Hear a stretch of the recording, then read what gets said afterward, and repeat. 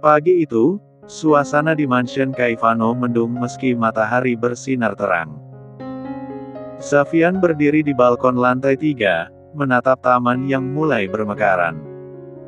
Angin sejuk menerpa wajahnya, tetapi dadanya terasa berat. Pipi kirinya masih terasa panas. Bukan karena tamparan itu, tetapi karena rasa bersalah yang tak bisa dia singkirkan. Ia tahu. Ia melampaui batas. Bahkan jika niatnya hanya untuk memastikan, Zeira tetap berhak marah. Ia tak semestinya menyentuh perempuan itu karena batasan syariat. Dan tatapan Zeira semalam, bukan hanya marah, tetapi juga kecewa. Seolah-olah Xavian adalah lelaki paling tidak tahu diri di dunia. Padahal, di dalam hatinya yang paling dalam, Xavian ingin memeluk gadis itu. Menceritakan semuanya. Bahwa ia yakin Zeira adalah raranya. Bahwa gadis kecil yang dulu tenggelam di danau belakang panti dan ia selamatkan, kini hadir lagi di hidupnya, dan ia tak ingin kehilangan sekali lagi. Akan tetapi, apa yang ia lakukan justru membuat Zeira semakin menjauh. Langkah kaki pelan terdengar dari arah tangga. Ardo menghampiri atasannya sambil membawa tablet dan berkas. Namun, ia tak langsung bicara, hanya berdiri di samping Xavian yang menatap langit diam. Dia masih marah? Tanya Xavian lirih. Ardo mengangguk pelan. Sejak tadi pagi nggak bicara dengan siapapun, kecuali nyonya besar, Pak. Xavian menghela napas panjang. Dia ingin pergi, iya. Ardo ragu sejenak. Saya dengar sendiri, Pak. Zeira bilang, setelah nyonya benar-benar pulih, ia akan mengundurkan diri sebagai perawat pribadi. Katanya, dia butuh jarak. Butuh waktu untuk menata hidupnya kembali. Xavian memejamkan mata. Hatinya mencelos. Ardo tak bisa menahan diri untuk menambahkan, Pak, saya tahu Bapak nggak berniat buruk. Tapi, Zeira memang sangat menjaga dirinya. Dia punya luka masa lalu. Dan dia terlalu takut jatuh cinta pada seseorang yang bisa menyakitinya lagi. Xavian tersenyum tipis. Saya bahkan belum sempat bilang apa-apa soal Rara. Karena belum waktunya, mungkin. Ardo menatap lurus. Tapi kita semua tahu, nanti malam adalah acara besar. Civic Corporation merayakan anniversary yang ke-35. Semua mata akan tertuju pada Bapak. Dan Zeira. Xavian membalas tatapannya. Apa kamu baru saja menyarankan saya untuk memaksa Zeira hadir? Enggak, Pak, sahut Ardo bijak. Tapi, biarkan dia tahu bahwa dia bukan hanya sekadar karyawan di rumah ini. Bahwa tempatnya lebih dari itu. Ardo tersenyum penuh arti. Di kamar utama lantai bawah, Zeira tengah membantu Aelina mengenakan syal hangat warna krem. Wanita elegan itu hanya menatap cermin sambil tersenyum tipis. Momi sudah bisa duduk lama tanpa sakit punggung. Tubuh Momi juga nggak kaku lagi. Semua karena perawatan tulusmu, Zeira. Zeira menunduk. Itu karena Momi rajin melakukan latihan yang direkomendasikan dokter. Dan karena kamu sabar. Aelina menatapnya dari cermin. Tapi, kenapa Momi dengar kamu ingin pergi setelah Momi sembuh total? Zeira terdiam. Zeira, apa ada yang nggak Momi tahu? Zeira menarik napas panjang dan mengembuskannya perlahan. Momi, saya hanya ingin memberi ruang. Saya rasa udah waktunya saya kembali mencari jalan saya sendiri. Saya takut perasaan saya mulai ikut campur dalam pekerjaan. Perasaan terhadap siapa? Suara Aelina terdengar tajam, tapi lembut. Zeira tertegun. Namun, sebelum ia menjawab, Aelina menyentuh tangannya. Kalau itu tentang Xavian, maka izinkan Momi bicara sebagai seorang ibu. Zeira menolehkan kepala. Setiap ia mendengar nama Xavian, rasa kecewa karena yang terjadi semalam semakin menggerogoti hatinya. Xavian bukan lelaki yang bisa menunjukkan perasaannya dengan mudah. Tapi, Momi tahu dia. Dan Momi tahu kamu. Mungkin kalian berdua hanya perlu sedikit bantuan. Aelina menatap perawatnya tersebut dengan misterius. Siang menjelang sore, Ardo, Brisia, dan Aelina duduk bertiga di ruang kerja kecil milik nyonya besar tersebut. Brisia membawa beberapa selebaran desain gaun, dan Aelina membuka ponselnya untuk melihat daftar undangan yang akan hadir malam nanti. Ia menguar tatapan datar saat membaca nama Ferry Cakuil Anggakara dan Rain Octavio Lazuart di dalam listnya. Mematikan ponsel, Aelina segera menoleh ke arah Brisia yang sudah lama dikenalnya. Jauh sebelum kepala perawat itu dinikahi Ardo. Karena kedekatan keduanya memang ada campur tangan Aelina. Bisa dikatakan, Aelina adalah mak comblang dalam hubungan Ardo dan Brisia. Jadi, kamu sudah siapkan gaun untuk Zeira? Tanya Aelina. Brisia mengangguk bersemangat. Gaun itu sangat pas untuk Zeira, nyonya. Biar jadi kejutan. Dia masih berpikir gaun yang dibelikan Tuan Xavian semalam itu untuk acara nanti. Tapi, sebenarnya, kejutannya adalah gaun yang sama dengan warna dasi Tuan Xavian nanti malam. Warna lilac muda, warna favorit Tuan Xavian dan juga Zeira. Elegan, tapi tidak mencolok. Saya juga udah siapkan heelsnya, tidak terlalu tinggi. Dan riasannya akan ditangani langsung oleh mua langganan saya. Ardo menambahkan, Pak Xavian sudah bilang bahwa spotlight acara malam nanti bukan hanya pada CEO Civic Corporation, tapi juga pada pendampingnya. Aelina menghela napas berat. Tapi, Zeira belum tentu mau datang. Brisia menatap Ardo, lalu mendesis, biar aku yang rayu dia, Mas. Ardo mengangguk lega. Terima kasih, sayang. Kamu memang paling jago soal merayu. Merayu Mas misalnya. Hei. Brisia langsung menimpuk lengan suaminya dan lelaki tampan itu hanya bisa meringis. Menyentuh waktu sore menjelang petang, Zeira duduk di sisi tempat tidurnya, menggenggam buku catatan kecil yang berisi puisi-puisi luka tulisannya sendiri. Sebuah ketukan di pintu membuatnya menoleh. Iya, masuk, serunya. Brisia langsung menyelonong masuk dengan senyum lebar. Zei, kamu sibuk? Zeira menggeleng dan menyimpan buku kecilnya dengan cepat. Sahabatnya itu pun langsung masuk dengan membawa kotak besar berisi gaun dan aksesori. Aku punya kejutan. Zeira menaikkan alis. Apa ini? Gaun untuk malam ini. Kamu harus datang ke acara anniversary Civic Corp. Semua staf utama ikut, termasuk perwakilan dari bagian sosial dan kesehatan. Zeira menunduk. Aku nggak yakin. Brisia duduk di sebelahnya, lalu meraih tangannya. Zeira, kamu bukan perawat biasa. Kamu adalah sahabatku.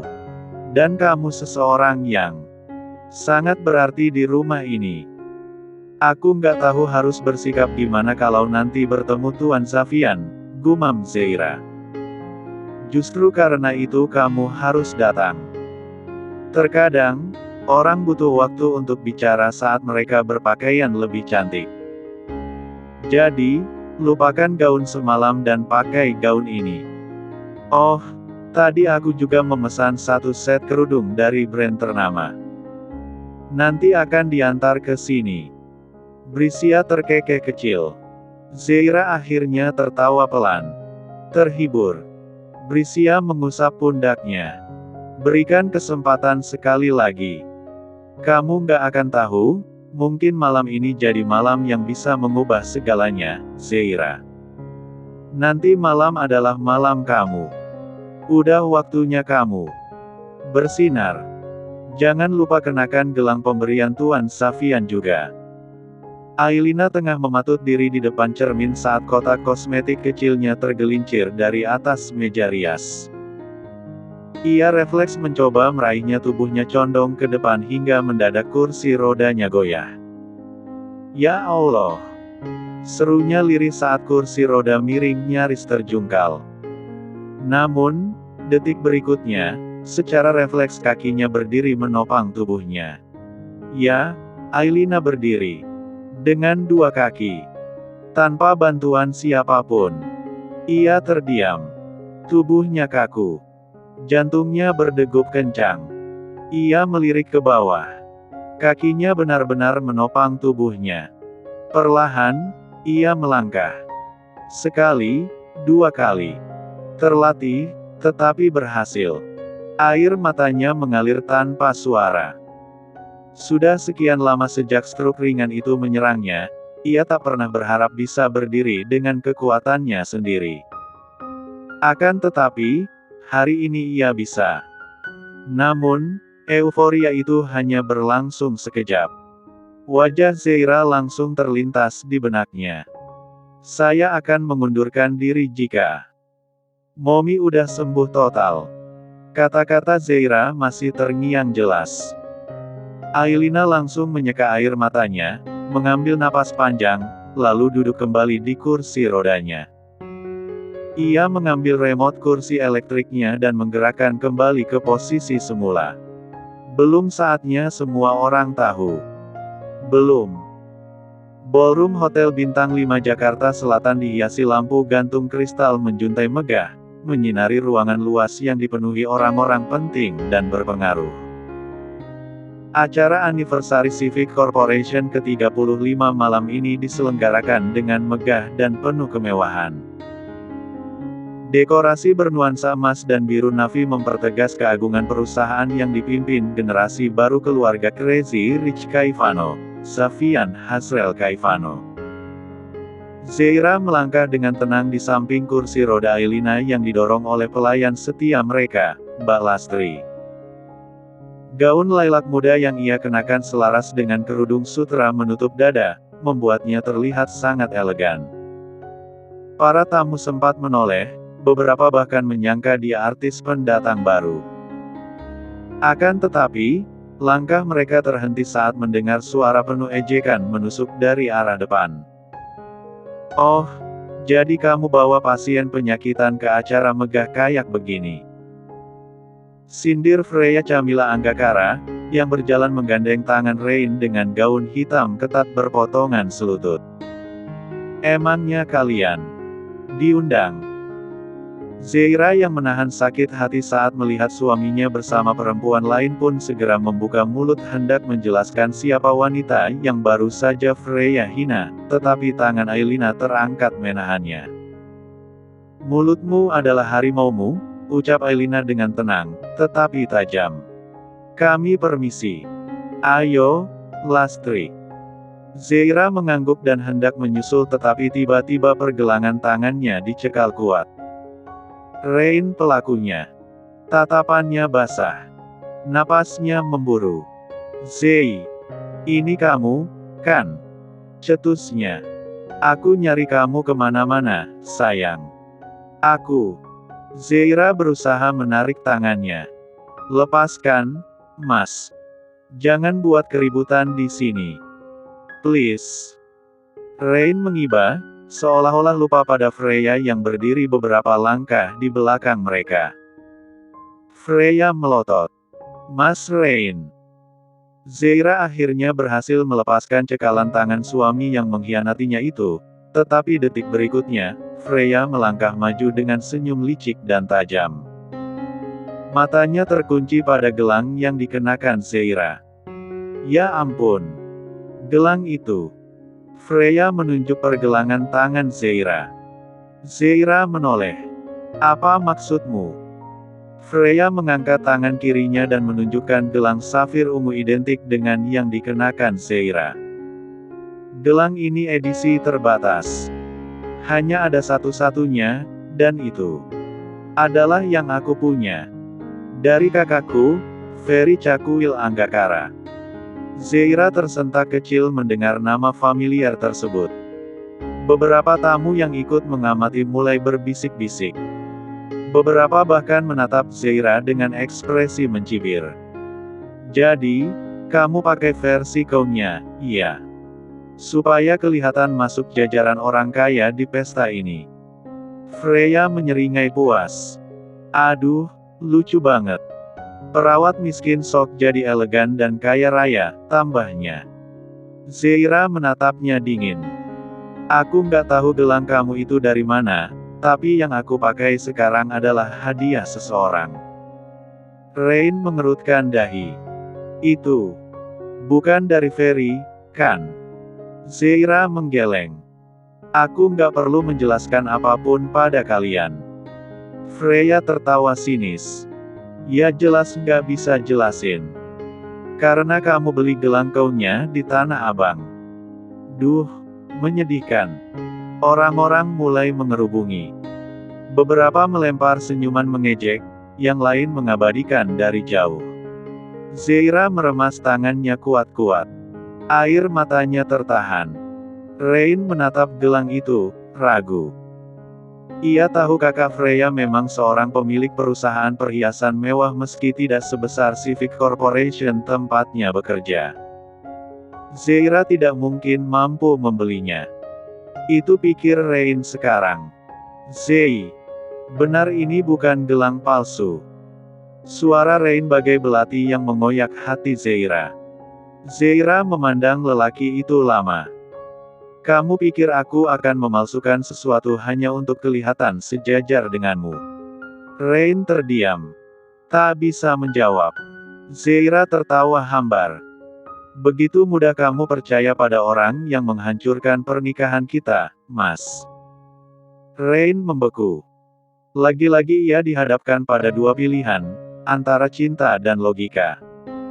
Kamu pantas diusir karena berani banget memakai gelang imitasi di acara anniversary ini, Mbak Zeira. Suara Freya melengking kuat saat ia kembali menggamit lengan Rain manja dan mesra. Rain. Ia hanya terdiam dengan tatapan bergetar ke arah Zeira. Hati Zeira lagi-lagi remuk. Rain tak pernah bisa membelanya. Dari dulu tak ada yang berubah. Kini, Zeira sadar, sebelumnya orang yang baru ia kenal, selalu bisa melindunginya. Xavian. Namun, di mana bos besar dan raja di acara itu? Ailina muncul lagi dengan Mbak Lastri. Ia menatap nyalang Freya dari kursi rodanya. Saya pastikan yang dipakai Zeira itulah yang ori.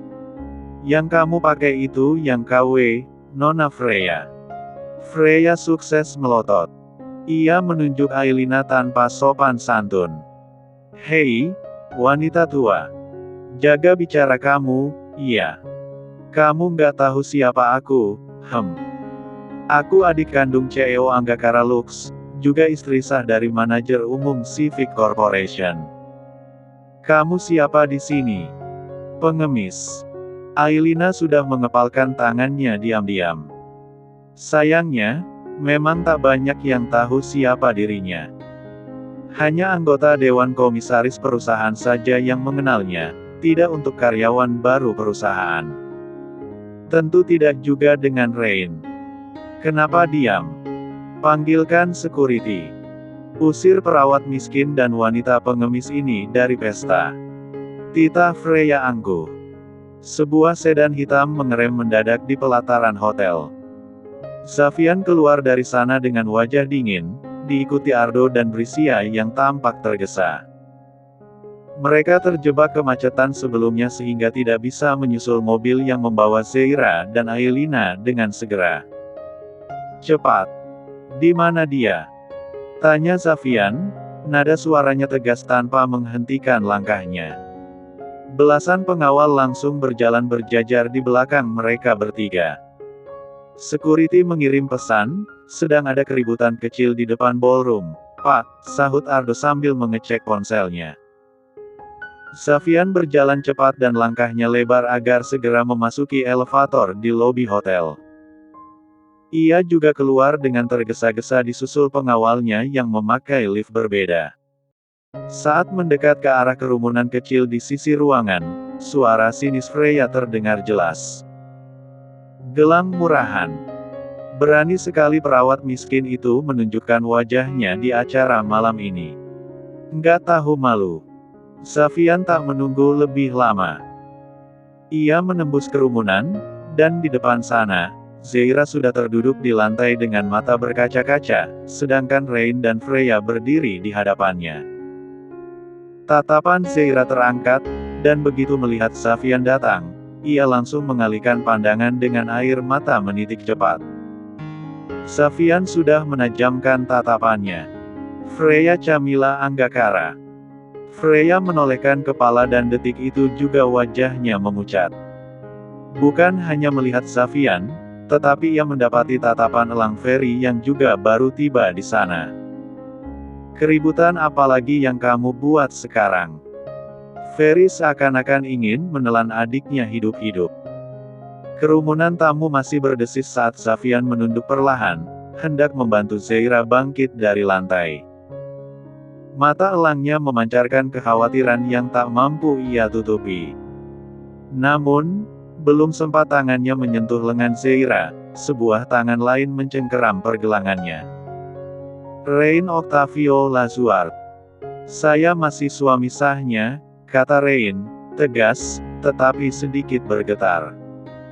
Anda nggak punya hak menyentuh istri saya. Suasana ballroom mendadak hening. Dada Zeira naik turun menahan amarah dan luka yang berserakan. Dengan tajam, ia menatap Rain yang masih bersikeras mempertahankan status yang sudah lama hampa tak bermakna. Zeira bangkit perlahan tanpa bantuan siapapun, lalu menatap lurus ke arah lelaki yang dulu ia cintai dengan seluruh hidupnya itu. Pernikahan kita udah berakhir, Mas. Tepat sejak kamu menyentuh perempuan yang berada di sebelah kamu malam ini, pada malam pernikahan kalian. Tekannya. Keributan kecil tadi tak sebanding dengan kehebohan setelah kalimat itu meluncur. Para tamu, yang sebagian besar adalah rekan bisnis dan kolega elit perusahaan besar tersebut, saling menatap dengan sorot tercengang. Jadi, dia pelakor. Terdengar bisikan dari sudut kanan ruangan dengan mata tertuju pada Freya. Saya tahu Zeira istri sah Rain, tapi nggak ngangka separah ini ceritanya, timpal yang lain. Rain bungkam. Ia hendak membela diri, ingin menjelaskan bahwa semua ini bukan keinginannya. Akan tetapi, lidahnya keluh. Karena memang benar yang dikatakan istrinya. Ia telah meniduri Freya, dan disitulah semuanya hancur.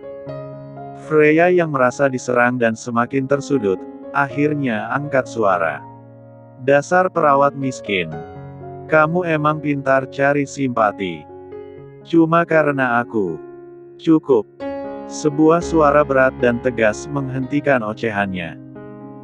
Ferry Cakuil Anggakara, CEO Anggakara Lux, berdiri dengan wajah keruh, menatap bengis adiknya. Freya, sudah cukup kamu membuat malu saya malam ini.